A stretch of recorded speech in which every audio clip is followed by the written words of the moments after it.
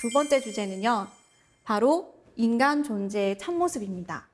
우리가 그 인간, 사람 하면 우리가 이렇게 손으로 만질 수 있는 육체만 있는 것이 아닙니다. 바로 우리가 육체와 똑같은 모습을 한 이 보이지 않는 이 속사람이 있어요.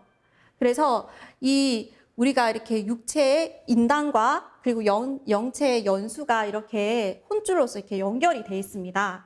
그래서 이 혼줄은 우리가 눈에 보이진 않지만 밝은 이렇게 은백색을 띠면서 아주 탄력성을 지닌 그런 에테르체로 되어 있거든요. 그래서 우리가 이렇게 잠을 자면 이렇게 영체가 우리 그 몸 위로 이렇게 떠오릅니다. 그러면서 이렇게 우리가 이렇게 꿈에서 꿈을 꾸면 이 영체가 이렇게 다니면서 이렇게 경험했던 그 의식이 이제 우리 기억 속에 이렇게 남아 있는 거죠.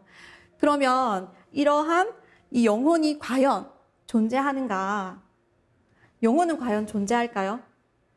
여기 그 영혼의 존재를 이렇게 밝히신 분이 있습니다. 바로 이렇게 미국의 의학 박사인 던칸 맥도걸이라는 박사인데요. 이 사람이 숨을 거둘 때 이 수분과 공기의 무게를 제외하고도 살아있을 때보다 이 체중이 21g이나 줄었다고 해요. 그래서 사람의 그 사후를 비교를 해보니까 이제 21g이 바로 이 영혼의 무게다라는 것을 밝혔다고 합니다. 그래서 이런 사람에게는 이게 혼과 넋이 있다. 육체와 이제 영혼이 있는데 아까 이 육체와 영혼이 혼줄로 연결되어 있는데 이게 끊어지게 되면 바로 이 혼과 넋으로 이렇게 분리되게 됩니다. 그래서 이 혼은 하늘로 올라가고 넋은 땅으로 이렇게 돌아가는데요. 우리가 이렇게 할머니, 할아버지가 돌아가셨어 라고 이제 이야기를 하잖아요. 돌아가셨다? 그러면 과연 어디로 돌아가셨을까? 한 번쯤은 궁금하지 않으셨나요? 바로 이 혼이라고 하는 것은 하늘 기운에서 왔기 때문에 하늘로 돌아가고 이 넋이라고 하는 것은 바로 이렇게 땅으로 돌아간다는 의미입니다. 그래서 우리가 너무 이렇게 기분이 좋을 때 막 신명 난다 막 이런 얘기 하잖아요. 신이 난다. 내가 이렇게 너무 이렇게 기쁘다라는 말을 쓰기도 하는 거죠. 네, 그리고 여기에 보면 그 사람에게는 영혼과 육체가 있는데요. 이렇게 혼이라고 하는 것은 우리 고구려 국본기에 보면은 다물흥반가에 이제 영혼에 대해서 이렇게 얘기를 하고 있습니다. 바로 이 우리의 혼이라고 하는 것은 사모니니 바로 생함과 깨달음과 신령함이 있다라고 얘기를 하거든요. 그래서 이 사람에게는 이러한 생함과 깨달음과 신령함이 있기 때문에 인간이 이 우주에서 가장 위대한 존재고 신령스러운 존재라고 할 수가 있습니다. 요즘에 보면은 4차 그런 이렇게 문화혁명으로 우리가 인공지능 로봇에 대해서 아주 많은 관심을 보이고 있는데요.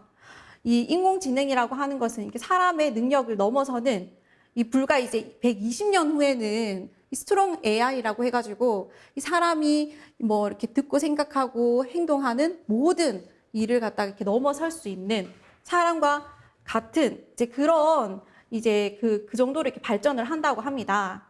그래서 여기 보시면 이제 인간의 그 두뇌라고 하는 것은 엄청나게 가능성이 무궁무진하잖아요. 보시면 1000억 개의 세포와 100조 개의 시냅스로 이루어져 있는데요. 이제 이것을 그대로 이렇게 모델링해서 이렇게 인공 신경망으로 만들어가지고 이제 그것을 이렇게 빅데이터를 구축을 해가지고 이렇게 이룬 것이 바로 이제 인공지능 로봇입니다. 그래서 혹자는 이렇게 그 인공지능 로봇이 개발이 된다면은 아니 사람의 그런 존엄이 약해지진 않을까? 아니면 인공지능이 반란이 일으켜가지고 인간을 위협하지 않을까라고 이제 이야기를 하고 이렇게 뭔가 생각을 하는데요. 근데 이제 제가 이제 인공지능 로봇 그 전문가이신 그 카이스트 고경철 우리 박사님이랑 이렇게 도담을 나눈 적이 있었는데 그분에게 이제 물어봤어요. 이렇게 똑같은 질문을 드린 거죠. 그러니까 그분이 이런 말씀을 하시더라고요. 이것은 굉장히 철학적인 문제다. 이게 이 사람의 이 혼이라는 게 원래 이렇게 타고났다면 이 인공지능이 아무리 발전을 하더라도 사람과 같아질 수는 없는데 만약에 혼이라는 게 나중에 우리가 생겨났다면 이것은 가능할 수도 있지 않을까라고 생각을 한다고 말씀을 하시더라고요. 근데 저도 이제 생각을 해보니까 아까 말씀드린 것처럼 이 9,000년의 이제 역사와 문화가 이제 기록되어 있는 환단고기의 이 고구려 국본기 다물흥반가에 보면 우리의 혼이 삼혼이라고 했잖아요. 그래서 우리가 생혼, 각혼, 영혼이 있기 때문에 우리가 생각을 하는 의식 작용을 하는 거고, 그리고 이제 지식을 추구를 하는 이제 그런 삶을 또 사는 거죠. 그리고 또 이제 육감이라는 게 있잖아요. 이제 그러한 영적인 삶을 함께 이제 누리면서 이제 살아가게 됩니다. 그런데 이제 아무리 뭐 과학이 발전을 하고 인간의 의식까지 그런 경우의 수를 이렇게 분석을 해가지고 데이터를 만든다고 해도 이 인간과 인공지능 로봇과의 궁극적인 차이는 바로 이런 신령함이 아닐까라는 생각을 하거든요. 그래서 이 바로 우리가 이제 이 영혼의 세계를 안다는 것, 이 영혼의 세계가 어떤 세계인지를 제대로 안다는 것은 바로 이렇게 스스로가 너무 이렇게 인간의 그런 존엄성을 지킬 수 있고 또 신령스러운 존재로서 이제 인식을 하게 되는 아주 이렇게 중요한 부분이라고 생각을 해서 말씀을 드렸습니다.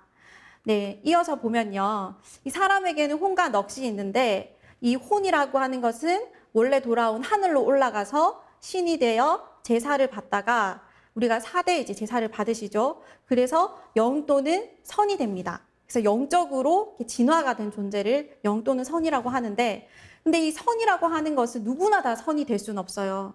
이렇게 세상을 위해서 아주 이렇게 크게 공헌을 하고 공덕을 많이 쌓아야지만 이 불멸의 존재인 선이 될 수가 있습니다.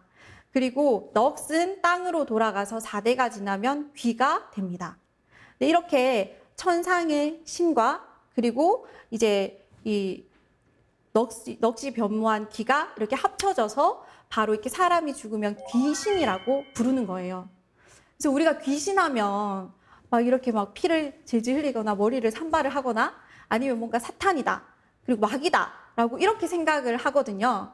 근데 원래 누구나 남녀노소를 불문하고 종교를 막론하고 또 전 세계인 누구나 사람은 죽으면 다 귀신이 되는 거예요. 이것이 가장 바른 이렇게 정명법이죠. 근데 이 귀신이라는 존재는 정말 이렇게 우리가 육안으로는 볼 수 없는 너무 이렇게 빛나는 밝은 존재이기 때문에 밝을 명자를 써서 이렇게 신명이라고 합니다. 네, 그래서 우리가 사람을 귀신이라고 하고 귀신을 신명이라고 합니다. 그래서 우리가 귀신을 부정한다, 뭐 신명을 부정한다라고 하는 것은 결국에 내 속에 또 다른 나를 부정하는 것과 같다고 할 수가 있습니다. 그래서 이제 끝으로 정리 말씀을 드리면요. 태상종도사님께서는 이렇게 이 사람과 신명의 관계에 대해서 쉽게 말씀을 해주셨습니다. 바로 사람은 육신이 있는 사람이고 이 신명은 육신이 없는 사람이다 라고 말씀을 해주셨어요.